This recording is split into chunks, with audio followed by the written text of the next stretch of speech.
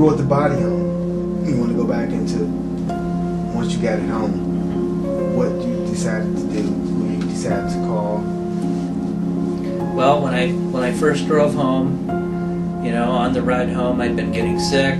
I stopped at a few places to get out of the car, to throw up, to try to see if there was somebody at a ranger station. There wasn't anybody there, and I continued to drive home. All I could think of is go home. I was so sick, I wanted to get home. I wanted to find something that was comfortable, something that was familiar. And all of a sudden I ended up in my carport. I mean, I felt like, boom, I'm there in literally no time, but it had to have taken about an hour to drive back from where this had happened.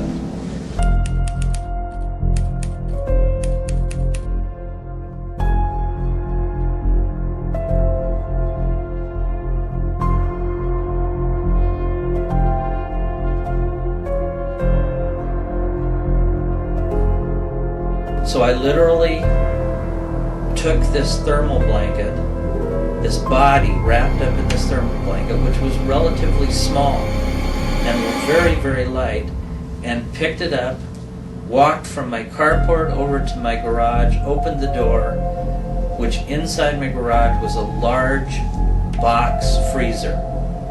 Some people say it's a coffin freezer.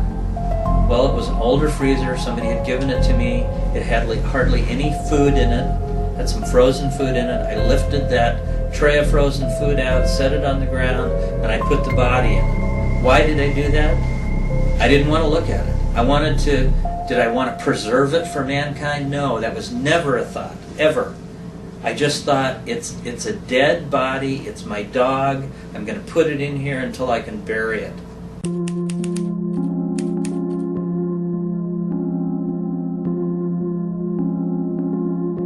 Drank some water, stood at my kitchen sink, just in a blank stare for I don't know how long. Went and stood in the shower with all my clothes on, you know, and took my clothes off because I was sick. Laid down for a while, felt terrible laying down, sat back up, got up, stood at the sink for I don't know how long, drinking water, trying not to think about anything.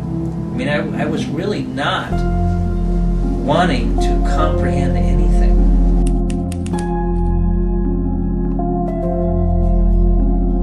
You know, and finally my friend called, you know, I said, you gotta come over here, you know, my dog is dead, Suzy. I mean, he knew my dog. I'd had my dog for a long time. And he said, oh my God, what happened? You know, and I said, well, just come over here. You know, and I really didn't want to talk about it, but I knew I needed somebody.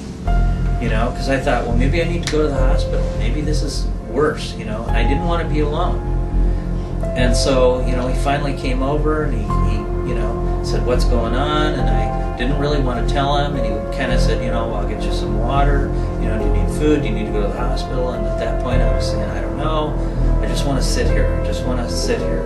And finally, he literally said, well, what happened to Suzy? And I said, well, she's dead.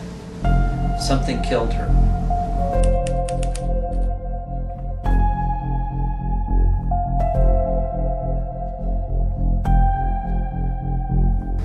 I took a video of where it was, and I literally showed him the video. And he plugged it in, he turned it on my TV in my living room, and I didn't even want to watch it. I didn't want to see it. And I said, I don't think there's anything there. I said, I think maybe I've had a stroke. And I actually went out, stood in front of the kitchen sink, and just drank water and stood there staring out into the backyard toward my garage while he watched it. And he finally came back in and he said, oh my God,